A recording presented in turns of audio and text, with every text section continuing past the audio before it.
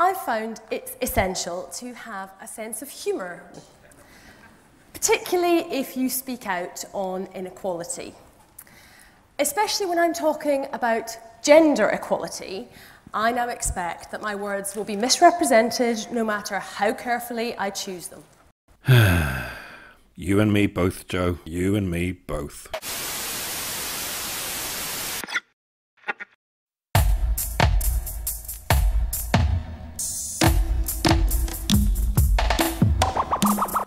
So, just over a year ago, I rather generously donated a couple of hours out of my very busy weekend to sit down with Jo Swinson and discuss the complex matter of gender equality in 21st century Britain. For the uninitiated, Jo Swinson is a member of the UK Parliament and now deputy leader of the closest thing we currently have to a political party espousing classical liberal values. She was actually favourite to become leader of the Liberal Democrats after their less than convincing performance in the 2017 general election, but in my humble subjective opinion, she rather shrewdly passed on the opportunity in anticipation of a more timely transition at some later date. Because, make no mistake, Jo Swinson is undoubtedly interested in power, so much so in fact that she is currently taking time out of her role as parliamentary representative for over 100,000 people, and her position as deputy leader of arguably the third biggest political party in the apparently fifth wealthiest country in the world, to promote her 400-page personal orange-tinted feminist manifesto,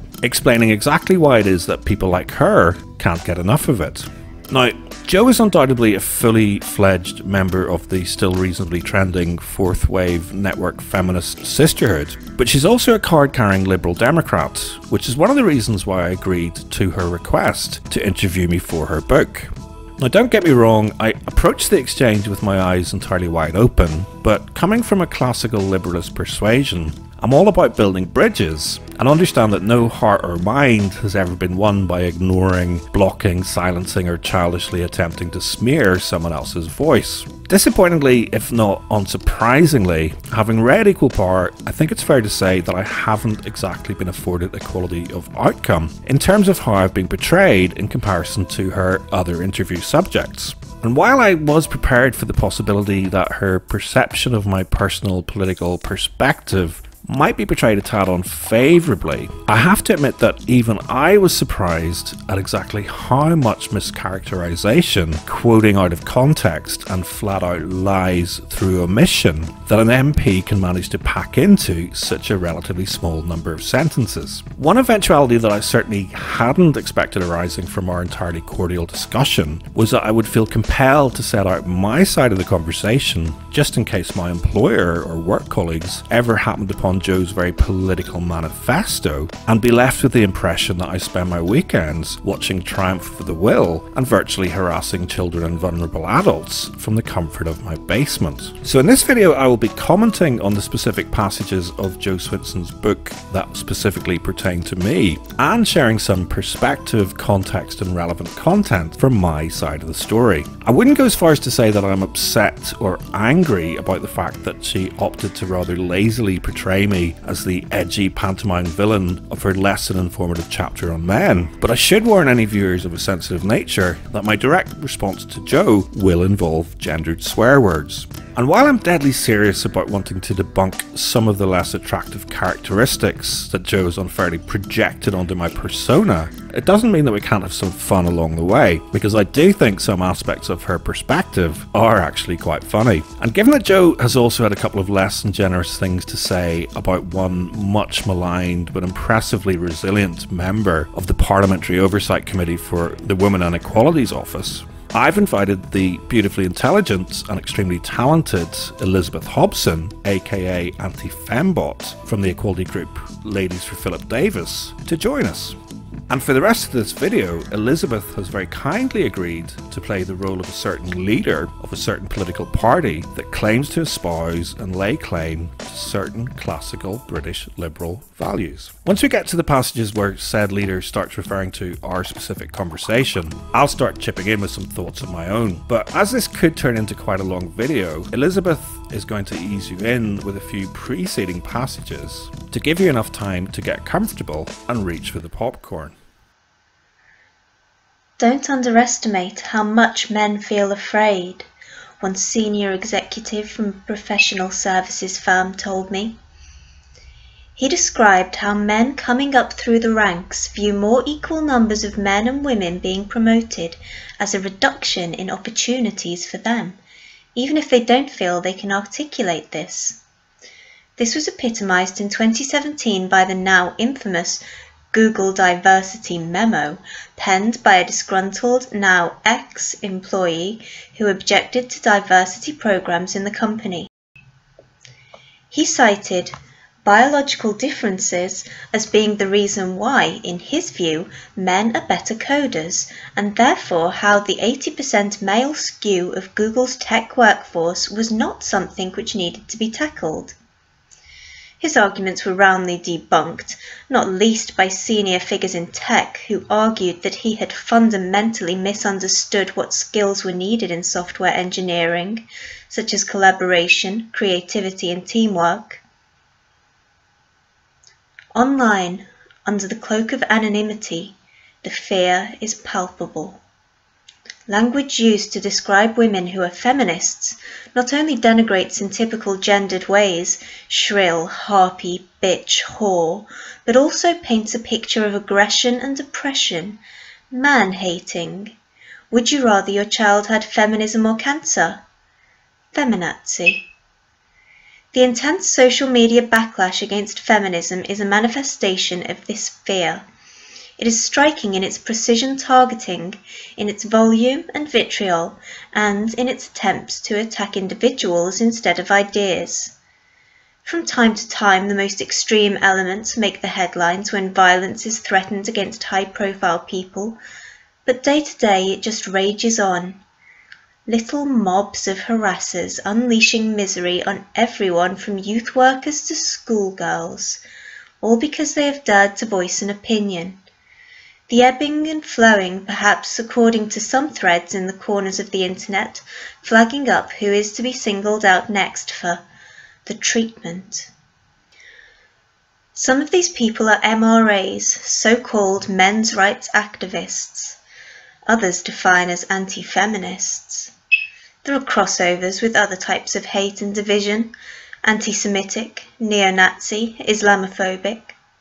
These accounts with weird cartoon-like avatars and pseudonym usernames, some of which have since been suspended or deleted, seemed locked in their echo chamber of the truth as they see it, with no regard for any conflicting information.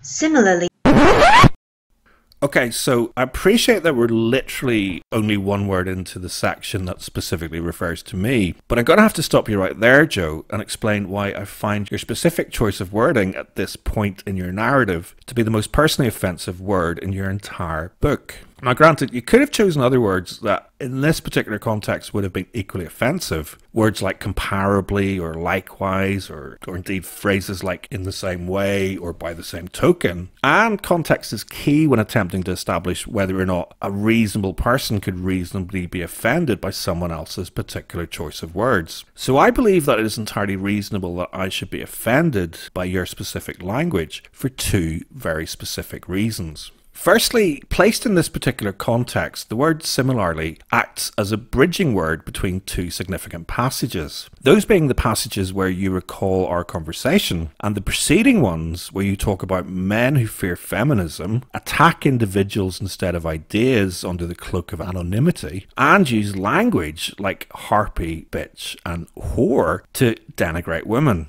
Men who harass and unleash misery on youth workers and schoolgirls, all because they dare to voice an opinion. Men who lurk in dark corners of the internet, singling out people for the treatment. And last but not least, men who cross over with other types of hate and division, such as anti-Semites, neo-Nazis, and Islamophobes.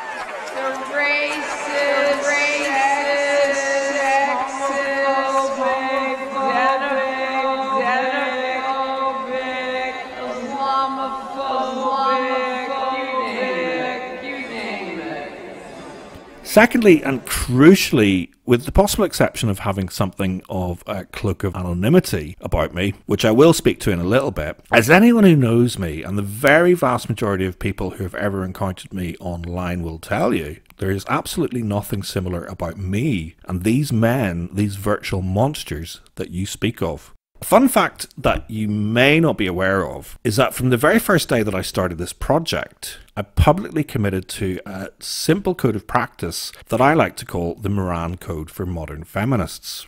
And even though I don't personally choose to self-identify as a feminist, I am now going to audit the rest of your words against this very simple standard, in the vague hope that you may get some sort of insight into why I believe that based on your own preferred definition of the word, I am a considerably better feminist than you.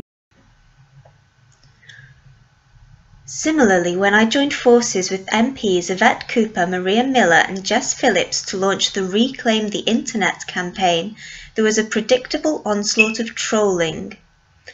Homophobic, misogynistic, racist abuse and intimidation online is freedom of speech in practice, one keyboard warrior proclaimed. And that's your first Moran Code violation right there. Because one keyboard warrior proclaiming that abuse and intimidation online is freedom of speech in practice doesn't remotely mean that the very vast majority of people who took issue with Yvette's campaign agree with the sentiment implied by your cherry-picked quote, or don't believe that people should be held accountable for the way that they choose to practice their freedom of speech. We're not savages, you know, or plebs for that matter. Now granted, as my video documenting the rather muddled history of the Reclaim the Internet campaign does document, on the two occasions that Yvette actively attempted to engage the general public with it, the very underwhelming response certainly did involve a fair amount of memes and mockery. But the last time I checked, ridiculing politicians for pushing a bad or at best exclusive and very political campaign is an entirely healthy, traditional and important part of general political discourse. One which can even occasionally help politicians to realise exactly how out of touch they are with the very people they're attempting to engage. I used to be a solicitor up in Scotland, and I became very familiar with Scottish banter. It is very funny. Scottish people are very funny. Their humour is one of the great gifts that Scotland has given the United Kingdom and the world. It is the reason that Scotland has produced people like Billy Connolly and Frankie Boyle.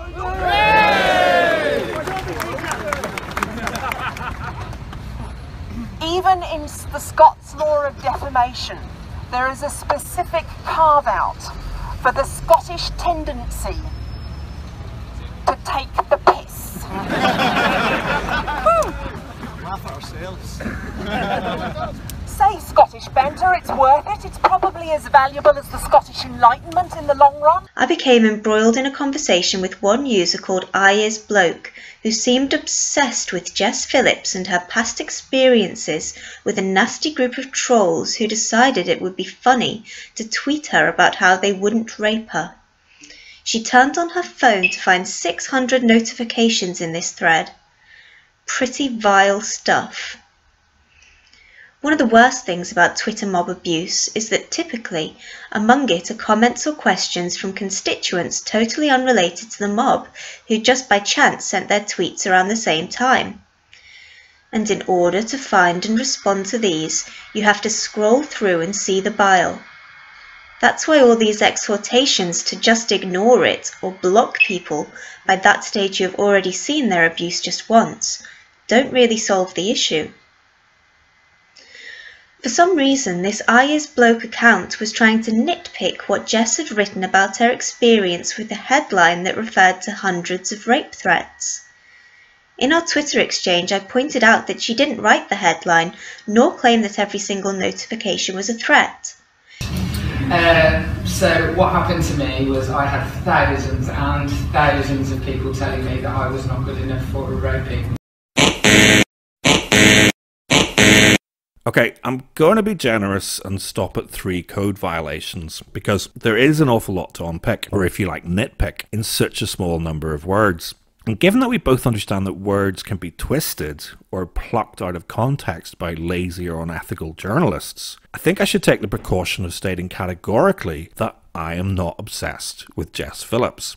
That being said, I do certainly think that Jess is the gift that just keeps on giving to anyone concerned with holding a mirror up to examples of exactly how arrogant, ignorant, inconsistent, chauvinistic, passive-aggressive and special interest-serving many modern feminists can be. By the way of recent example, and in case you missed Diane Abbott's recent revelation in the pages of The Guardian, it seems that Jess Phillips's famous claim that she once verbally abused a work colleague in front of their boss in a room full of witnesses didn't actually happen at all. And given that Jess included this claim in her own personal for-profit red-tinted manifesto, I don't think it would be fair to push the blame for any remaining confusion about the incident on a comparatively poorly paid headline editor. So you're so sanctimonious, you're not the only feminist in the Labour Party. So to which I turned around and told us to F off. And I'm afraid that your account of what did or didn't happen when Jess switched on her phone also warrants a code violation for straying significantly even from Jess Phillips's preferred version of events, which consequently denies your comrade in the fight for ownership of the internet the dignity of autonomy over her own words. I expect that by now anyone who is remotely concerned about MP safety or internet censorship will have long since made up their mind about the Daily Telegraph headline that I brought to your attention. But I will say that you don't make your version of events any more convincing by downsizing the number by over 1,000. And that Phillips didn't appreciate the numerous supportive tweets from people, including you, that appear to have clearly been counted into that headline-grabbing total number of rape threats. Yeah, it's about 5,000 people, 5,000 notifications or mentions that I've got. Yeah. I don't want to see anyone who responds to that tweet, even if you're sticking up for me. I don't want to have to see that conversation because it just is too much information for me to deal with.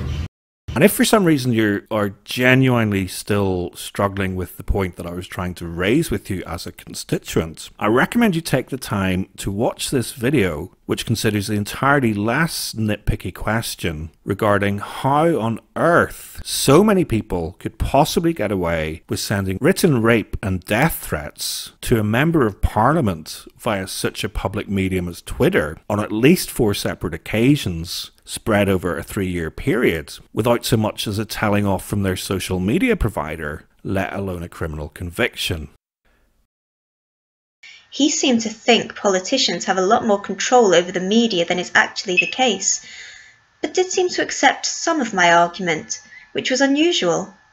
So, I decided to reach out to have a chat with this blogger, whose website includes an article titled, "Is the Gender Pay Gap Good for Business?" Okay, so we'll just stick a pin in that last sentence and come back to it in a little while. Obviously, along with any other content I mention, there will be a link provided to the article that Jo is citing, so that anyone watching can make up their own mind. And please do bear in mind that this particular politician had complete control over exactly how much context she chose to present alongside that particular headline. Some online searching revealed that he was not an entirely anonymous account, and though he clearly kept his persona out of it, he did have a name. Alex. I offered to meet Alex in person over a cuppa, but he said he'd rather Skype.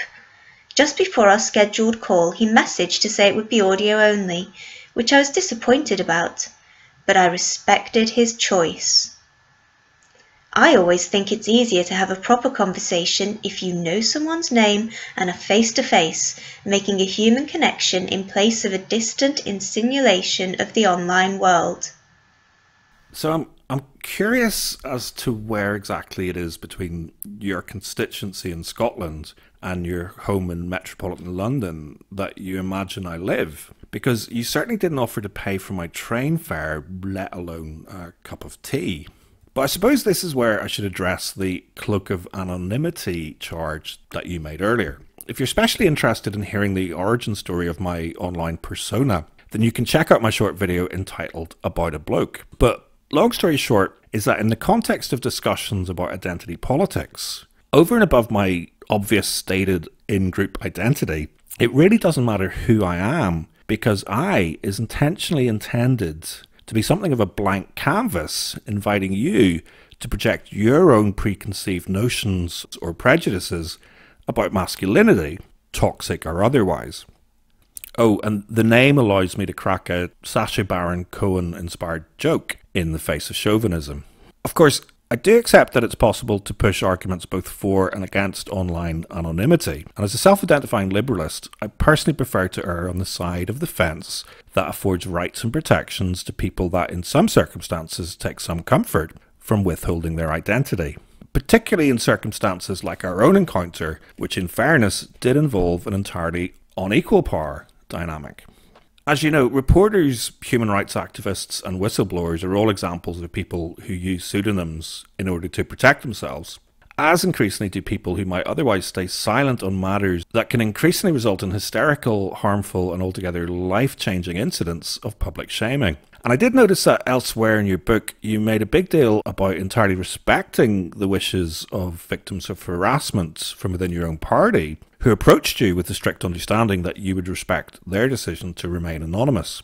But here's the thing, Jo. If I was committing any sort of crime whatsoever, or indeed even if someone just wanted to dox me out of pure spite, or because they didn't care for my political opinion and hoped that there might be some sort of consequence for me in the court of public opinion, then it really wouldn't be difficult to remove the veil that seems to vex you so much. Which is why I'm not remotely bothered that against my express wishes, or indeed consent, you refer to me by name and even include a surname in the acknowledgement section of your book. Disappointed, but not remotely surprised. And while I agree that being able to look someone in the eye is an important part of rapport building, hopefully you now have a better understanding as to why I decided to only consent to you recording an audio version of our chat. On a related note, and in the unlikely event that you disagree with any significant aspect of my recollection, you do have my permission to publish the recording you made of our interview, with the obvious caveat that you don't do any sneaky editing. So in summary, just because I've chosen to build in certain safeguards around this project to spare me unnecessary distractions, does not mean that I'm remotely ashamed of my work or that I'm doing anything remotely wrong. And given that even the Crown Prosecution Service's guidelines about online abuse discourage doxing, I'm afraid that's the biggest Moran Code violation on the board for you yet. In more than 10 years as an MP, I have spent many hours engaged in intense conversations with people discussing our disagreements, from constituents to campaign groups, political opponents and, on occasion, even party colleagues. It's usually possible to have a respectful, civilised dialogue and even find some points of agreement. Alex Ayer's bloke was no different in this respect.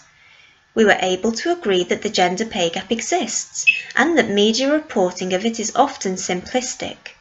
We agreed that there are often other issues of inequality that are also important, like runaway executive pay and socio-economic disadvantage. I defended the principle that it is possible to care about multiple injustices at once, something often forgotten when online debates descend into whataboutery.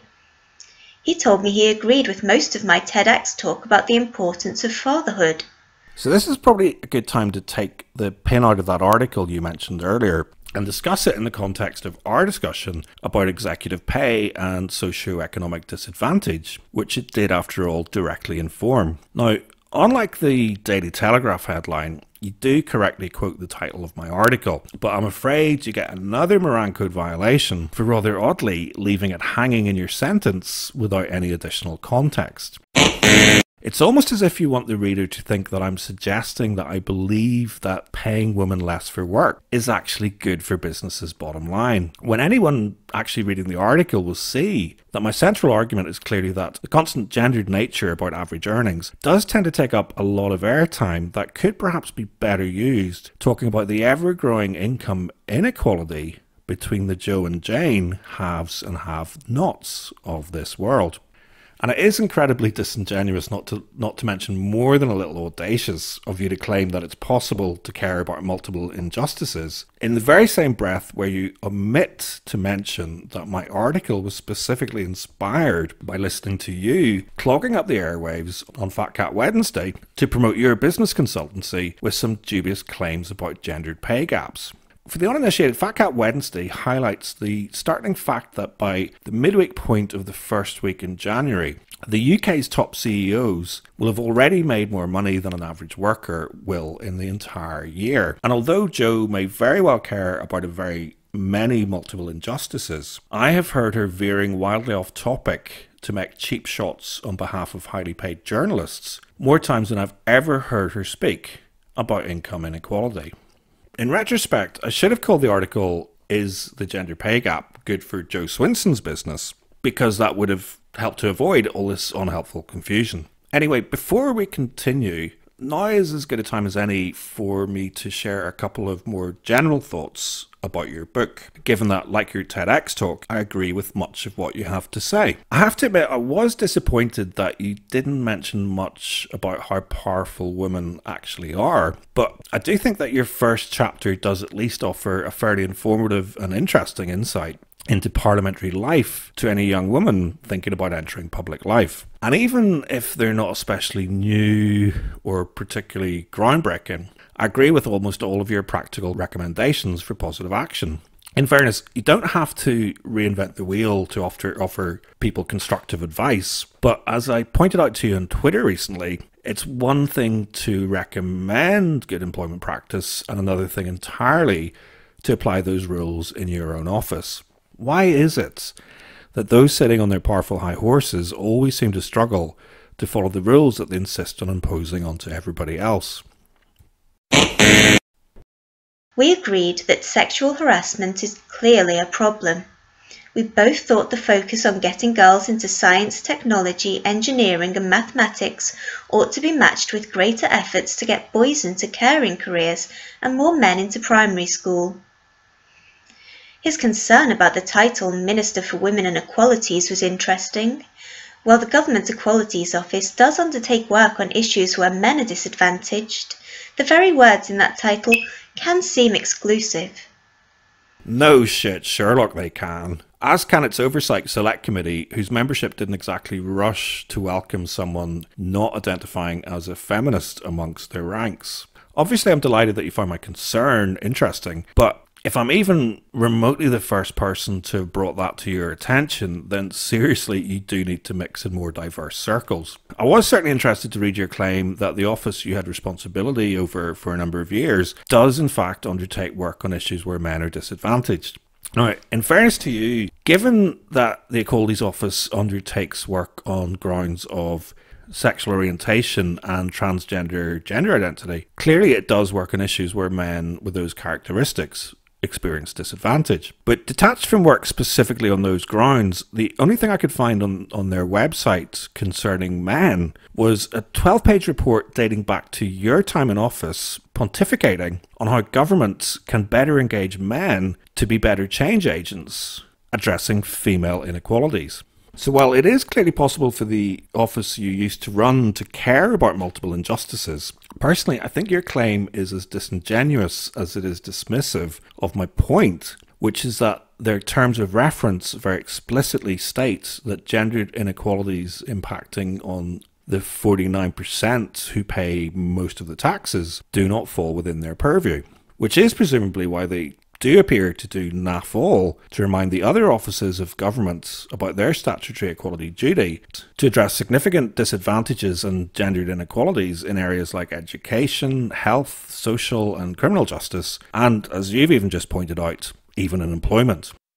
And on probably the most serious point that I want to make to you in this video, I have to say that I was genuinely shocked about exactly how poorly informed you appeared to be about state-sponsored structural and attitudinal barriers faced by victims of domestic and sexual violence who, through an accident of birth, happen to fall outside of the scope of protection of the still very poorly named Equalities Office. It happens to men too, you know. It happens to men. Do you want a point? It happens to men as well. Oh, yeah, okay. Eisblug distanced himself from the men's rights activist label. Yet, he simultaneously felt comfortable calling himself an anti-feminist while claiming to be a gender equality champion. His perception of feminists was deeply cynical, painting them as playing the victim card or becoming extremely aggressive. I winced when in our conversation about the abuse high-profile women receive, he talked about how the language they use might invite the abuse, a classic technique to belittle or dismiss an injustice by insinuating the victim was asking for it. The same logic blames rape victims for their attack based on their clothes. Denying women the opportunity to dress, speak, and debate as they choose, or else run the risk of sexual abuse, is an assault on freedom of expression that somehow doesn't register as problematic with the defenders of trolling who claim to be in favour of free speech.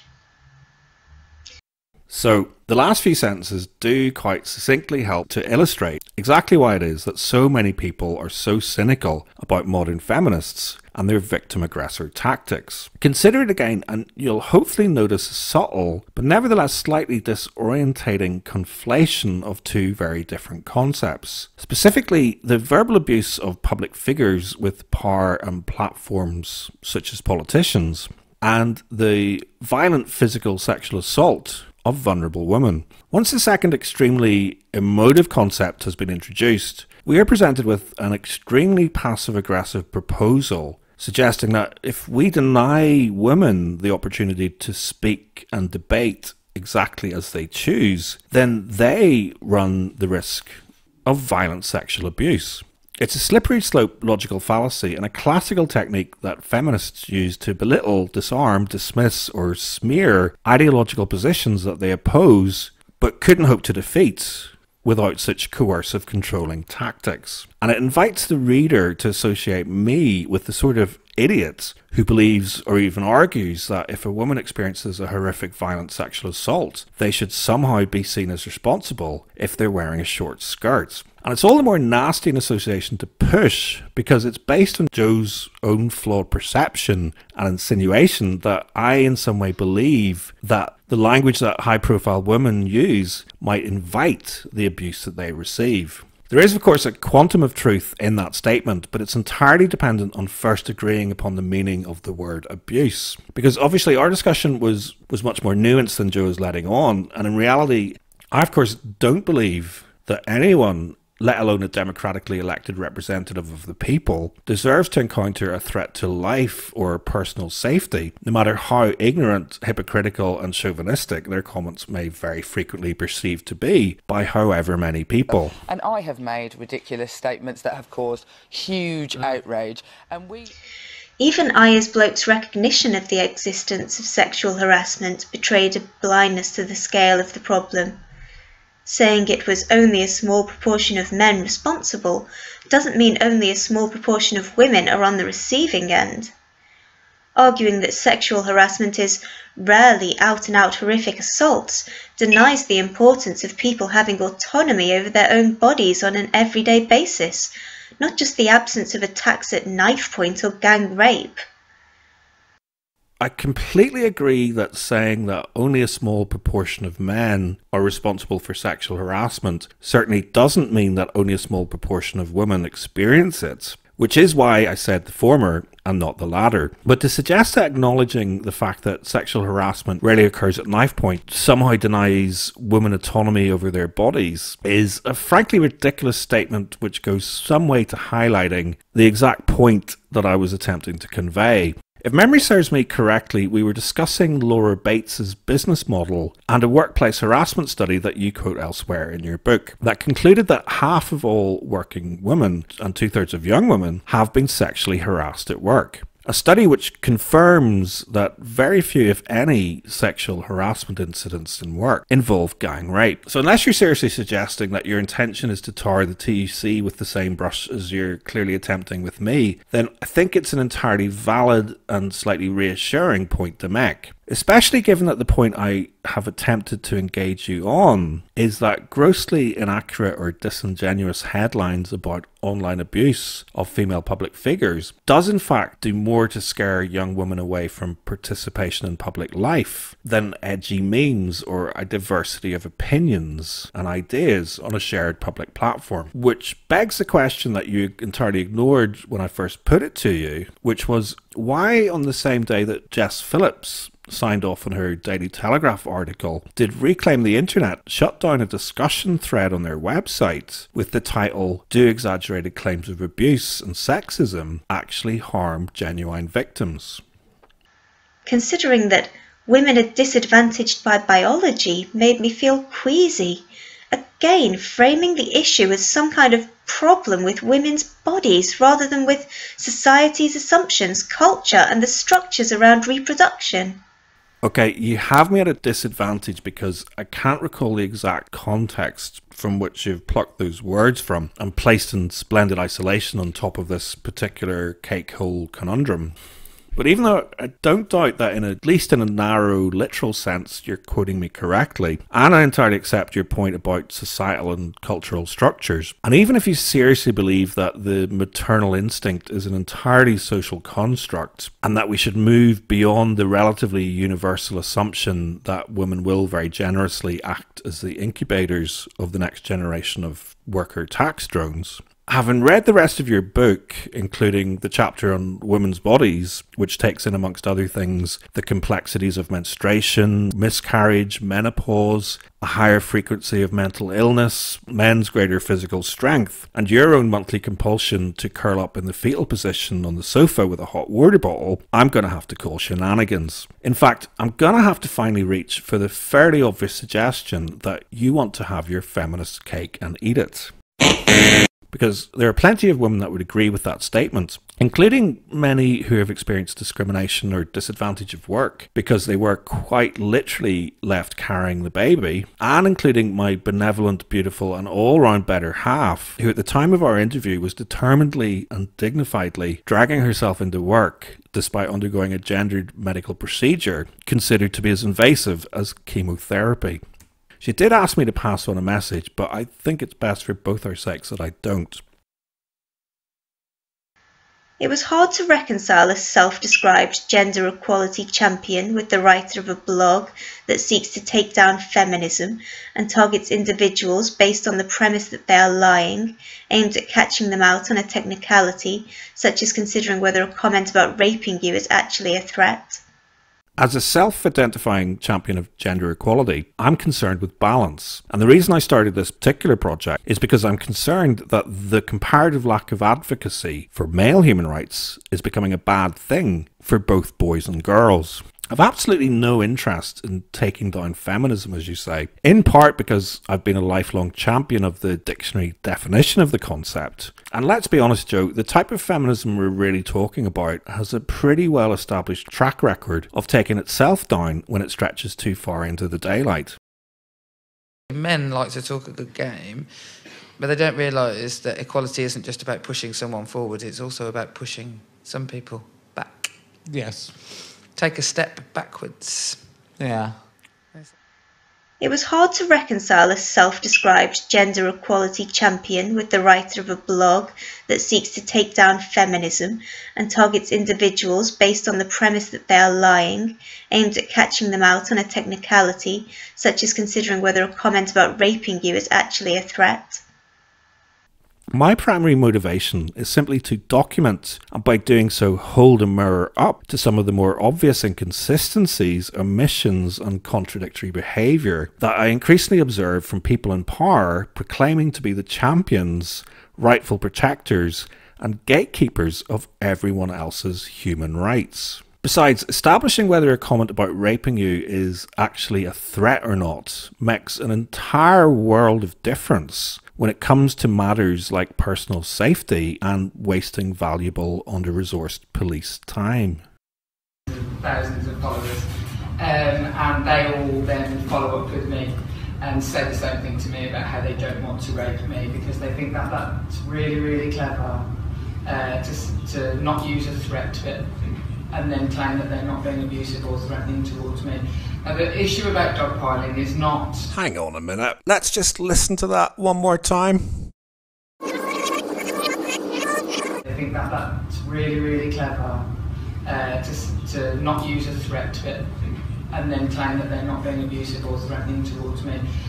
I've looked at the guidelines for what under existing law could be treated as a crime, and there are a number: credible threats of violence to a person or property, communications targeting an individual which may constitute harassment or stalking, communications which may be considered grossly offensive, indecent, obscene or false. Have you contacted the police? I haven't. In the interest of full disclosure, I should say that I believe that anyone sending a rape threat or any sort of threat of violence to an individual on social media should absolutely have their account suspended. And if there is a sense that their words could reasonably be considered as a genuine threat, then it's entirely appropriate that the police should be involved. That said, anyone paying the slightest bit of attention to Jess Phillips's claims will hopefully be aware that there is something more nuanced going on here, and it is not yet illegal to essentially take the piss out of a member of parliament, especially one so prone to exaggeration, so quick to take offence, and yet also increasingly famous for saying insulting things herself, and coincidentally, in the same week of the incident, was paid by the BBC to appear on a comedy show and provide some context to what some people clearly mischievously perceived as a genuine death threat made by Phillips against a member of the Privy Council. Their level of discourse is that they're saying that they don't want to rape me, as if raping is something that they do to someone they liked. It's a strange... gosh knows where they've got it from. In my defence, before you say it, I didn't ever threaten to stab my leader, although the Metropolitan Police were called on me twice. Were they? What did you do? Because it seems that people online can't understand a metaphor. I mean, I don't normally, when I'm walking up and down the street, feel the need to say to people, I'm not going to mug you, I'm not going to hit you, because we're normal human beings. But yeah, it's as if I should be thankful that these people are saying that they're not going to rape me.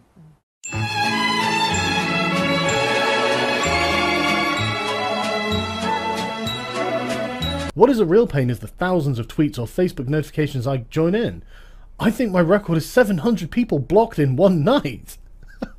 That's heroic, Jess. Well done. I can't believe there aren't feminists just giving you a round of applause for that.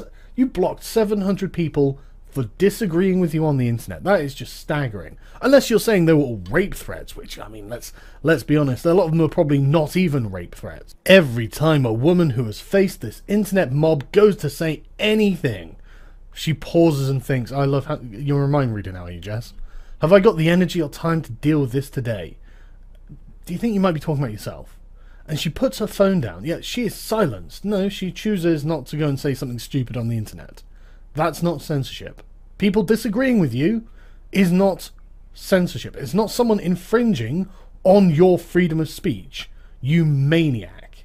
And the ones that are saying, I wouldn't rape you, and the others that are saying, this is not an insult, that they're saying they wouldn't rape you. It's as though you should be grateful somehow for that. I actually was saying something quite nice about my leader. I was saying I won't plot behind his back. I'll tell him to his face.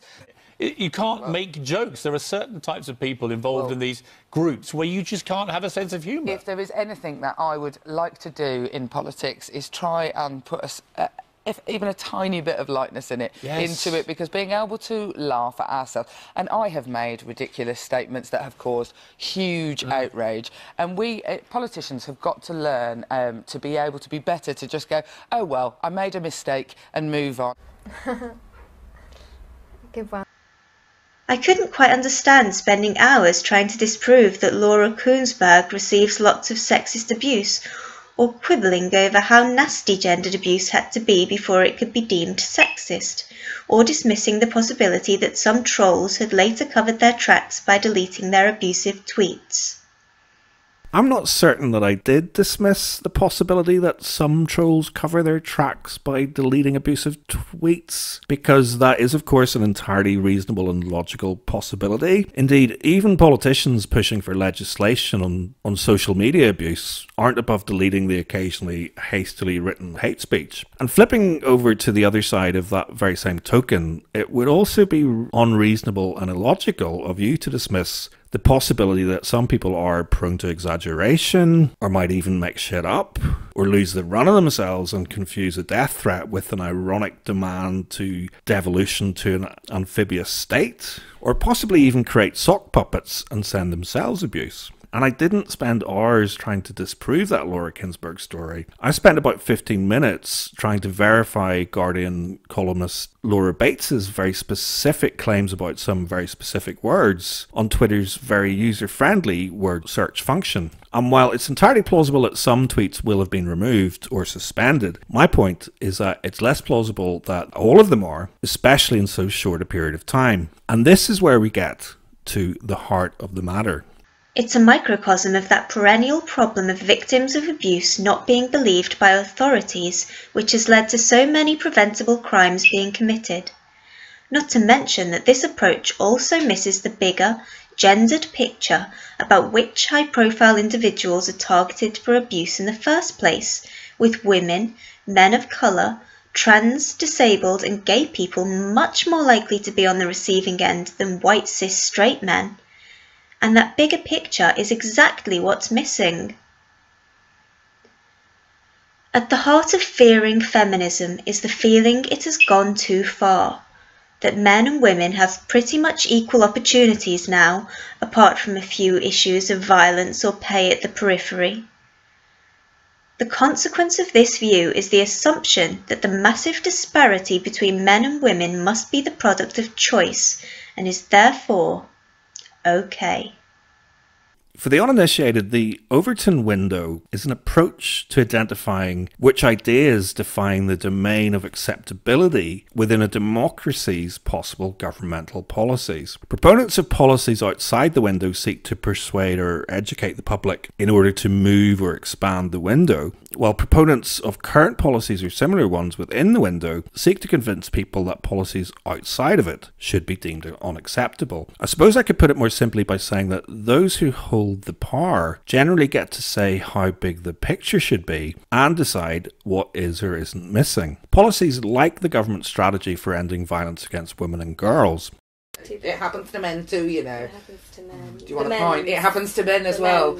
Oh. Including online on social media, is a good example of this, as is the Parliamentary Home Affairs report on online hate crime. And along with research like the Amnesty International reports that you cite elsewhere in your book, they do certainly push a convincing narrative about the very gendered picture of high-profile individuals who are targeted for abuse. And over and above the possibility that some individuals with a moral compass set to slightly left of centre might seek to exploit this fact for personal or political profit, my only problem with your proposal is that based on all the available empirical evidence, it's simply not true. And while your book clearly infers that it was Diane Abbott who received the most abuse during last year's general election, when we step back and see the bigger picture behind Amnesty International's shockingly narrow and political narrative, and crucially consciously count in all the men of colour and other distinguishing factors, including white cis straight men, we find that even your party leader received more abuse than one of the most high profile and controversial characters on the Labour front bench,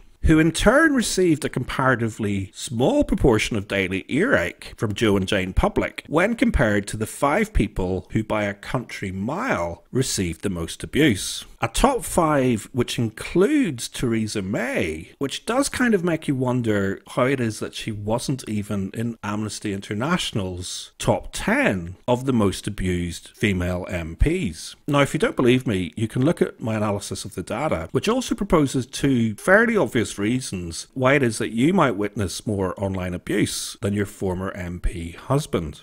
But given that most empathetic individuals wouldn't view this as a winner-takes-all scenario, these particular facts don't even matter. What hopefully matters to some people is why on earth would someone want to cut more than half of their colleagues out of the picture and claim special victim status exclusively for people exclusively like her. At the end of the day, Jo, I can only speak for myself, but I'd like to think that most people included in your basket of deplorables would agree with me when I say that the only remotely frightening thing about feminism or feminists is their enduring ability to get powerful men to silence their ideological opponents by any means necessary. Women are equal to men, but they are also different, in very different and similar ways to the way that every single one of us is a unique human being who's come from a very long line of unique and resilient mothers and fathers and sisters and brothers. And although I don't expect you to agree, I sincerely believe that equality of opportunity is as much a law of nature as Richard Dawkins' selfish gene. Men, and indeed women, can certainly conspire to limit other people's options.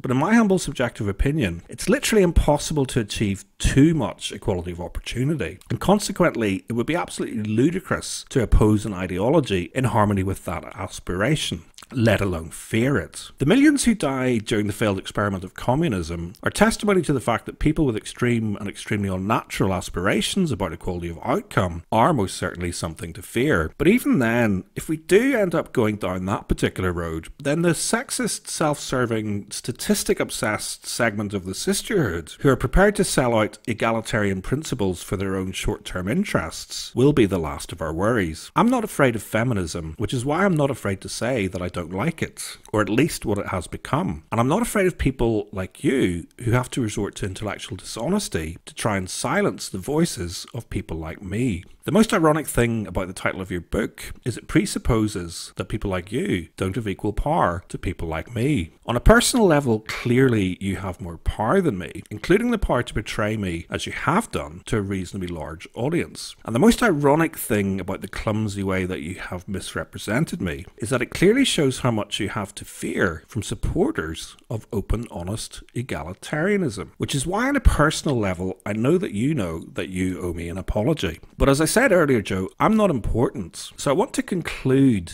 by slightly amending a piece of advice that I gave you when I agreed to help you with your book. When you first approached me, you said that while you didn't want to waste your time with ranty men's rights activists, you wanted to learn how to persuade people rather than simply preach to the converted. So I agreed, but I also suggested that you'd be much better off talking to some of those so-called ranty MRAs. I stand by that statement because there are undoubtedly men who are much more knowledgeable and competent on these matters than me, including the man Jess Phillips once unconvincingly described as her most frequent abuser.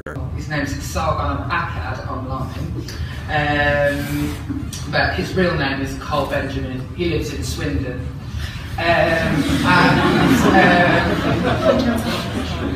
Who in my own humble subjective opinion has done more to champion classic British liberal values lately than your entire party.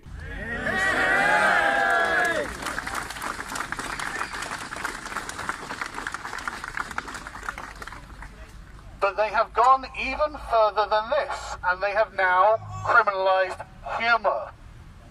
Ron Liddell made a joke about the Welsh in the Sunday Times, about how a bridge across the Severn connects Wales to the First World. A very good joke. This aroused the ire of the North Wales Crime Commissioner and numerous other Plaid Cymru idiots with cries of hate speech.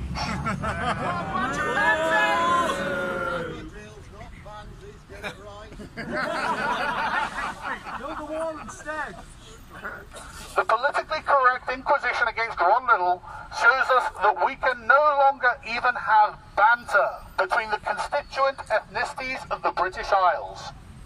And if we let this continue, the United Kingdom is lost. Ethnic jokes serve one purpose: to diffuse ethnic tensions by normalizing the differences between ethnicities.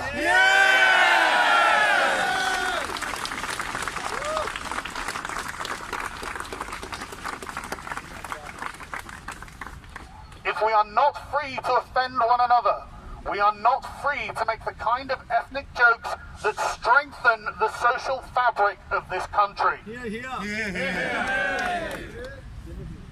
Without the freedom to offend, we create a series of armed camps, each watching the others for any signs of transgression, both obsessed with defending the honor of their respective tribe. This can only divide a country by setting us apart from one another and making us strangers to our neighbours.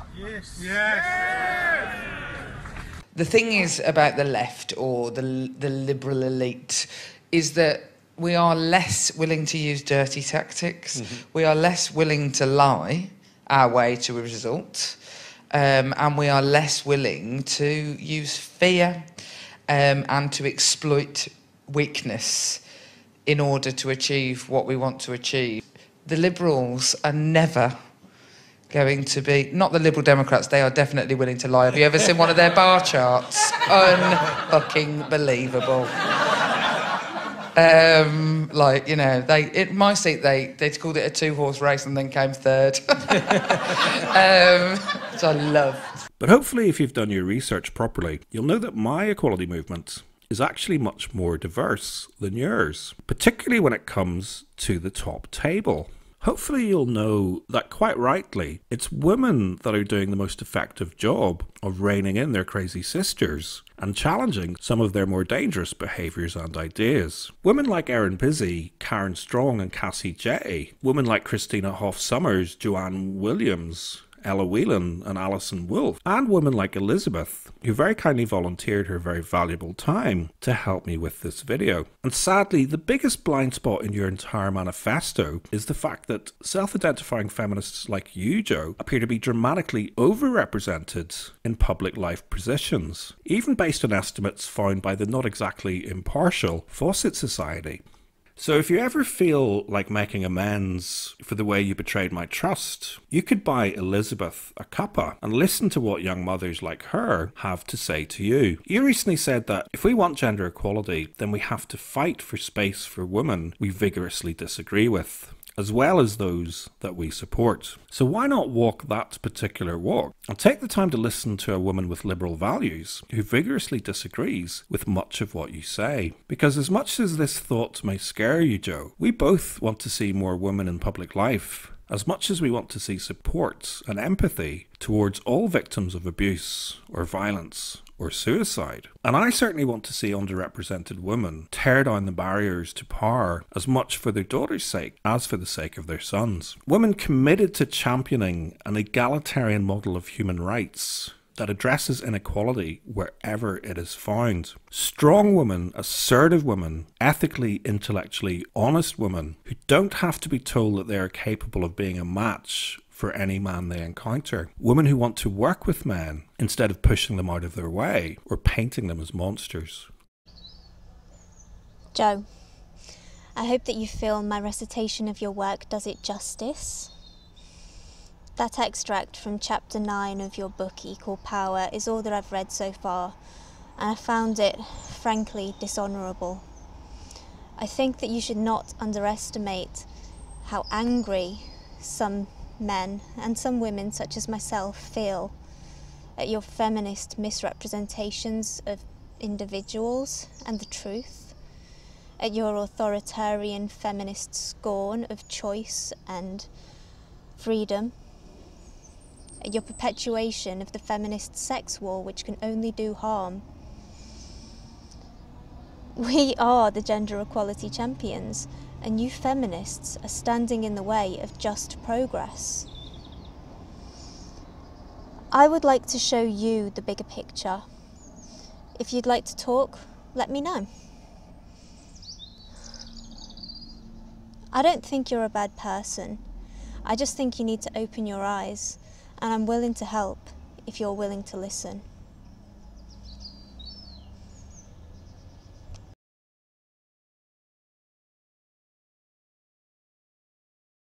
Can't you see it too? There's an elephant in the room.